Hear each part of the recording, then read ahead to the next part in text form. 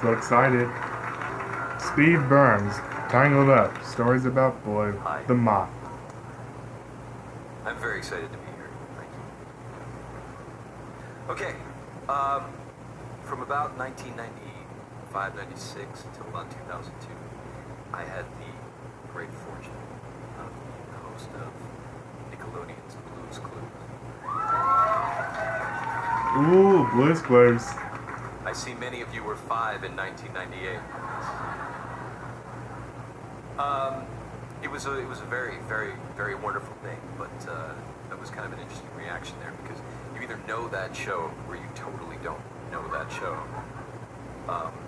It afforded me a sort of rare thing. I called it micro celebrity because I wasn't famous, really. I was I would tell about everybody a that I was baby, famous. and I watched Blues Clues.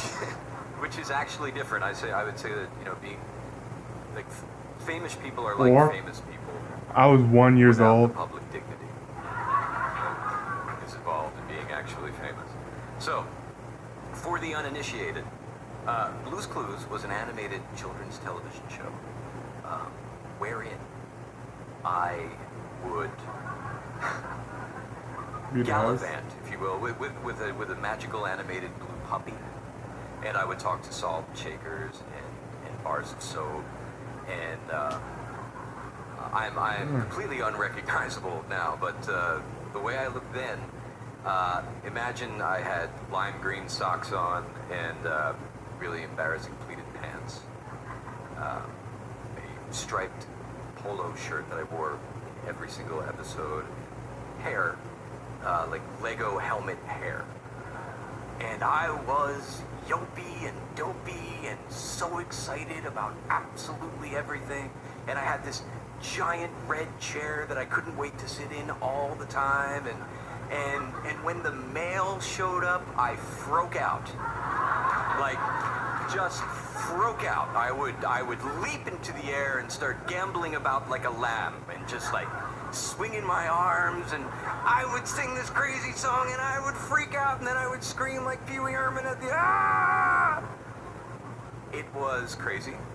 It This was is awesome. like a It was- skidoo or something. It's not exactly the kind of thing that I would think would ever get me a date.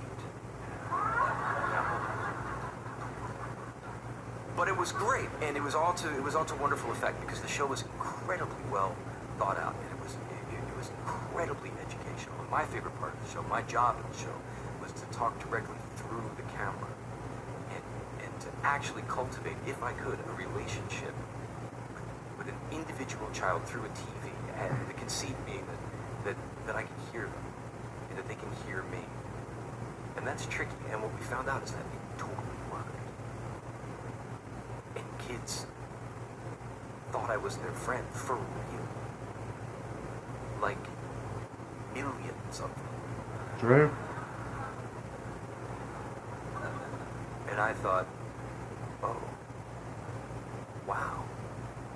Because the show actually became very popular, and despite how wonderful it was, the more popular it became, the more that started to weigh on me. For real, I started to think, well, I'm saying these wonderful things to kids. I'm saying, you are so smart, and you can do anything that you want to do, but I couldn't help thinking, is that true? For real, is that, am I saying the right things to all of these children? It felt like a really tremendous responsibility. And on top of that, my name on the show was Steve, and my name in real life is Steve. And it was becoming this sort of thing where people assumed I created the show or that I was Fred Rogers in some way. And it was this indelible thing. He's Like I Mr. wore Rogers. the same shirt every time. It was like a very iconic thing on purpose. And it was in multiple countries now. And I had moved to New York to be Serpico, really. I was either I moved to New York, I was gonna fail privately, or I was gonna be Al Pacino, and that was it. For real. And now this thing was happening, and it was getting huge. And, well, I didn't expect any of this. I didn't even know any children when I moved to New York, I'm really worried. I'm like, am I the right guy for this job? I took it really, really seriously.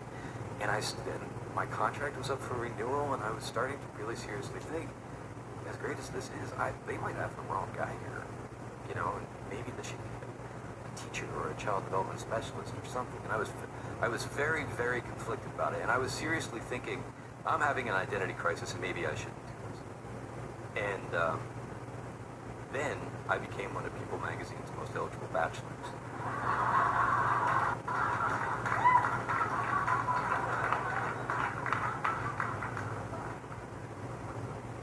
And that sounded good. You know, I'm the nerd from high school, obviously, and so that was wonderful, and I thought that was the greatest thing in the world. I took the magazine to bars with me. I wanted to make t-shirts. Like, I was just like, whoa. And so then we started getting fan mail. Like, we've never gotten fan mail before, you know, from the ladies, and it was very different. And Nickelodeon kept a lot of that from me, but one of them made it to my desk, and I opened it, and it was an 8x10 glossy of an incredibly gorgeous woman in a swimsuit. I was like, wow, she could be a swimsuit model. And I flipped it over, and there was a letter, and she was a swimsuit model. And she had been in Playboy. She's a Playboy model. And this is her phone number, and we should have dinner sometime. I'm in the area. And I'm like, oh, I can't do that. She's clearly an axe murderer, and this isn't real. So I didn't call her, but I did hang it on my office door, and because it was funny, you know, and it stayed there for a long time. It stayed there for like a month, 2 months or something, and then I heard a knock on my office door, and I opened it up, and there's like half of the animators out there. Now the animators, those are my friends at Clues, right? The animators, they're nerds. They're total nerds. They live in caves and they like move pixels around and they shun the light. They're the nerds. They're my people, right? And they're deadly serious and they're pointing to the picture and they're like, you have to call her.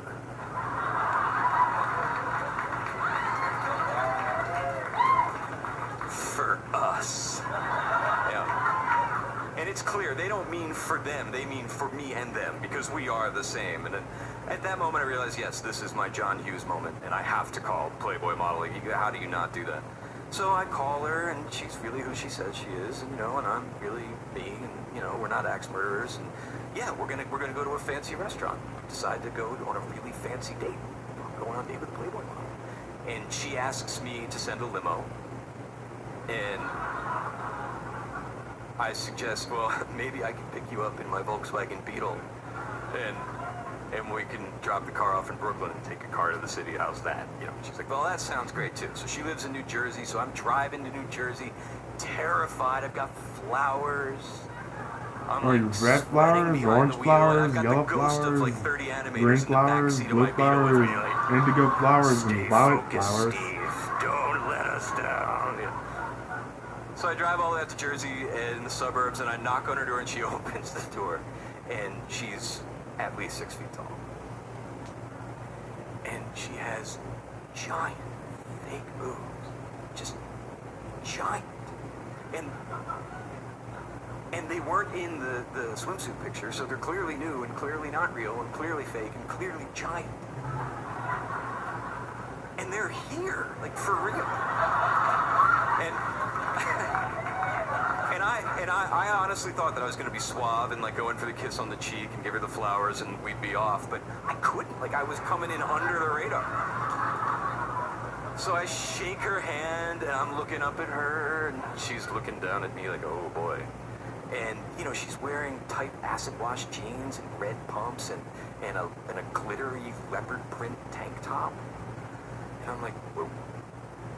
And it's immediately awkward. I'm like, well, shall we? She's like, yeah. So we go to my car, we sit in the car, and I'm putting on my seatbelt, and she stares straight ahead and just says, I thought you'd be taller. And I clicked my seatbelt and said, so did I. But so now I'm having a panic attack, and I'm like, how can I say this? Because the truth is, she's really, really beautiful, and that's a Playboy model, and you know, like this is my one shot at this for sure. You know, like I've got to make this right for the animators and me. So as I'm pulling out of